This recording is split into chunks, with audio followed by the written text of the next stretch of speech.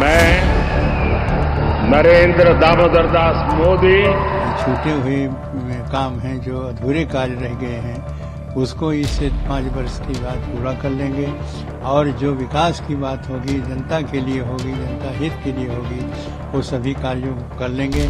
यह बड़ी प्रसन्नता है और इनके आ जाने से सुखी की एकदम प्रसन्नता की लहर फैल गई है और बहुत लोग प्रसन्न हैं कि हमारे प्रधानमंत्री पुनः यह आ गए हैं जिससे कि हमारे सनातन धर्म की रक्षा होगी। मैं भारत की प्रभुता और अखंडता अक्षुण्ण रखूंगा। जो कुछ भी बच गया है वो पूरा करेंगे। मोदी जी के आने के बाद में अब लोगों में इतना उत्साह है, जबकि विपक्ष एकजुट था, विपक्ष ने पूरी ताकत लगाया था मोदी जी का रास्ता रोकने के लिए, लेकिन विजय रथ रुका नहीं। जनादेश मोदी जी के पक्ष में था। मोदी जी तीसरी बार प्रधानमंत्री बने। पंडित जवाहरलाल नेहरू के बाद मोदी जी ऐसे दूसरे व्यक्ति हैं जो तीसरी बार प्रधानमंत्री बन रहे हैं। बहुत प्रसन्नता है। मंत्रिमंडल विस्तार से हो गया और स्वयं प्रधानमंत्री तीसरी बार प्रधानमंत्री के रूप में शपथ ग्रहण कर लिए हैं। यह बड़ी प्रसन्नता और सुखी की बात है, क्योंकि जब से देश स्वतंत्र हुआ है तो प्रथम प्रधानमंत्री जो जवाहरलाल नेहरू जी थे, उन्होंने ही केवल 3 बार प्रधानमंत्री का शपथ ग्रहण किया था। उसके बाद जितने भी प्रधानमंत्री थे कोई भी तीसरे बार वो प्रधानमंत्री के रूप में नहीं हुए। लेकिन सौभाग्य की बात है, देश की सौभाग्य है, हमारे जनता की सौभाग्य है कि हमारे माननीय नरेंद्र मोदी जी तीसरी बार शपथ ग्रहण कर लिए हैं, जो बहुत ही प्रसन्नता की बात है। और इससे ये होगा कि जो उनके छूटे हुए काम हैं जो अधूरे कार्य रह गए हैं उसको इससे 5 वर्ष की बात पूरा कर लेंगे और जो विकास की बात होगी, जनता के लिए होगी, जनता हित के लिए होगी, वो सभी कार्यों को कर लेंगे।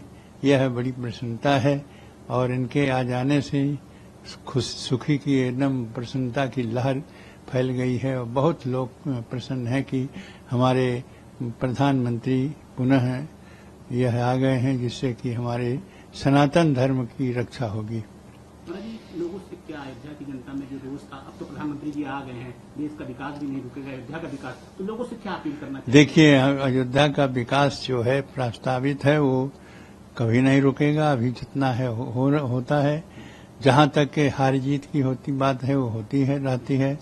इसके लिए किसी भी जो कार्य अयोध्या का विकास का है उसको कभी भी रोकना नहीं चाहिए, शिथिल नहीं करना चाहिए, बल्कि और उत्साह के साथ करना चाहिए। अयोध्या का विकास हो जाता है तो उसके बाद में सारी जनता में इसकी प्रसन्नता होगी कि हाँ, अयोध्या मंदिर बन गया, अयोध्या का विकास हो गया, लोग बहुत प्रसन्न होंगे और जनता की भावनाएं जो है वह बहुत ही अच्छी मालूम पड़ेगी, सबको प्रसन्नता होगी। इसलिए कभी भी इसको कार्य को रोकना नहीं चाहिए। जितने भी कार्य प्रस्तावित हैं और जो विकास के लिए जितनी जरूरी है वो सब करना चाहिए। यह बहुत अच्छी बात होगी और यही जनता के लिए हित के, भक्तों के लिए हितकारी होगा। कश्मीर में एक रियासी जिले के संदिग्ध आतंकवादियों के द्वारा हमले के बाद यात्रियों को ले जा रही एक बस खाई में गिर गई, जिसमें 10 लोग की मौत हो गई और कई अन्य घायल हो गए हैं।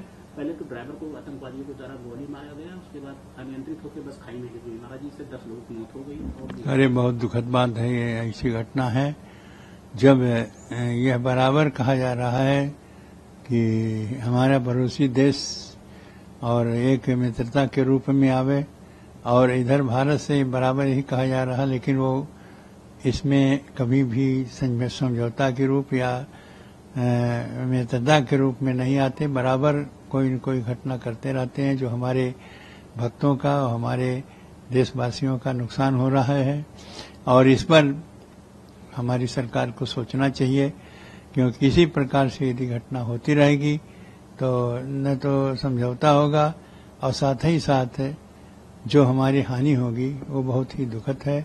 और इस घटना से हमको बहुत कष्ट हो रहा है, सभी को कष्ट हो रहा है, हमारे देशवासियों को कष्ट हो रहा है कि बस में इस तरह से ड्राइवर को मार दिया, इसके बाद अनियंत्रित होकर के और बस खाई में गिर गई, जिससे कि बहुत से लोग मर गए, जो बहुत दुखद घटना है। ये सब श्रद्धालु थे। हाँ ये हाँ सभी लोग श्रद्धालु थे। हाँ, बस ये श्रद्धालु थे और ये जानबूझ के किया जा रहा है कि कोई न कोई घटना ऐसा किया जाए जिससे भारत को, भारतवासियों को दुख हो। माननीय श्री नरेंद्र मोदी जी तीसरी बार प्रधानमंत्री बने हैं। अयोध्या से साधु संतों की ओर से, धर्माचार्यों की ओर से एवं देशवासियों की ओर से मैं जगत गुरु परमहंस आचार्य मैं बधाई देता हूं, आशीर्वाद प्रदान करता हूं और आशा करता हूं कि मोदी जी का यह जो कार्यकाल है वह पिछले की अपेक्षा और अच्छा रहेगा। मोदी जी ने पिछले 10 सालों में जो कार्य किया है उससे देश में इतना अधिक विकास हुआ है कि जो कांग्रेस पार्टी 60 साल में नहीं कर पाई वो मोदी जी ने 10 साल में करके दिखाया है। तमाम कार्य ऐसे हुए हैं और इस बार का जो कार्यकाल है तो जनता में बड़ी आशा और उम्मीदें हैं। ये है कि मोदी जी इस कार्यकाल में जितना भी जो कुछ भी बच गया है वो पूरा करेंगे। मोदी जी के आने के बाद में अब लोगों में इतना उत्साह है, जबकि विपक्ष एकजुट था, विपक्ष ने पूरी ताकत लगाया था मोदी जी का रास्ता रोकने के लिए, लेकिन विजय रथ रुका नहीं। जनादेश मोदी जी के पक्ष में था। मोदी जी तीसरी बार प्रधानमंत्री बने। पंडित जवाहरलाल नेहरू के बाद मोदी जी ऐसे दूसरे व्यक्ति हैं जो तीसरी बार प्रधानमंत्री बन रहे हैं।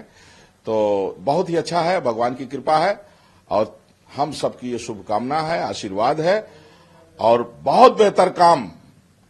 मैं एक धर्माचार्य के नाते यही कहूंगा कि जो आज कर सकते हैं कल पर मत छोड़िएगा, क्योंकि जनसंख्या नियंत्रण कानून, समान नागरिक संहिता 2 बार पूर्ण बहुमत की सरकार मोदी जी की थी। अगर चाहते तो कर लिए होते, लेकिन कल पर टाल दिए।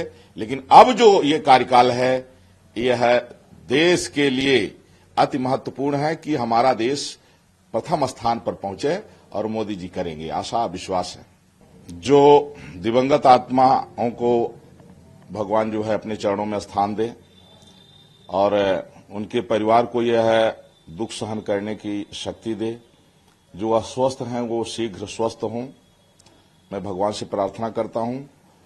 और पाकिस्तान को बड़ा सबक सिखाने की जरूरत है, क्योंकि कल जो है एक तो मैच पाकिस्तान हार गया, दूसरा तीसरी बार नरेंद्र मोदी जी प्रधानमंत्री की शपथ लिए तो वो पचा नहीं पाया और आतंकवादियों का अड्डा बना पाकिस्तान ने जिस तरह से फिर से कायराना हरकत किया है यह अक्षम्य है। और इसका जिस तरह से एक बार सर्जिकल स्ट्राइक हुई थी, अब जनता चाहती है, भारत देश चाहता है कि पाकिस्तान को दुनिया के नक्शे से मिटाने का वक्त आ गया है। और अब मोदी जी देरी न करें, जितना जल्दी हो सके पीओके को लें और इन पाकिस्तानियों को सबक सिखाएं, क्योंकि आए दिन ये जो हरकतें हो रही हैं यह अब बर्दाश्त के बाहर है। जिस तरह से तीर्थ यात्रियों पर यह कायराना हमला हुआ है और कई लोग जो है उसमें जो है तो स्वर्गवासी हो गए, कई लोग जो है तो जीवन और मौत से जूझ रहे हैं, यह निश्चित रूप से दुखद है। लेकिन इसके लिए नरेंद्र मोदी जी अब कमर कसें और पाकिस्तान को दुनिया के नक्शे से मिटाएं। भारत का हिस्सा है वो और भारत में फिर से वह मिले।